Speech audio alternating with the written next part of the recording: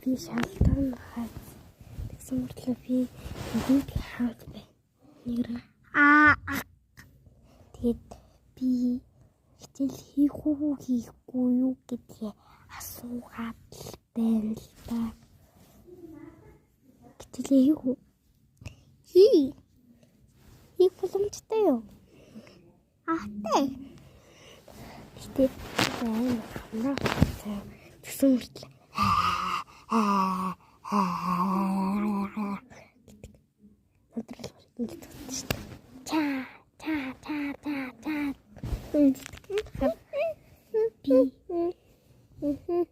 би болохоор одоо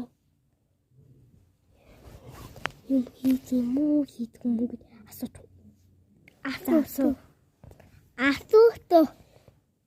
Яг уу. За би тавтгаас сургуулийн 2-ын анаад юм байна. Ингээд би танад ингээд бичдэг үзүүлж байна. Одоо анхан удаа бичлээ. Би одоо тэгтээ бэрэ хутаа тэгтээ бэрэ.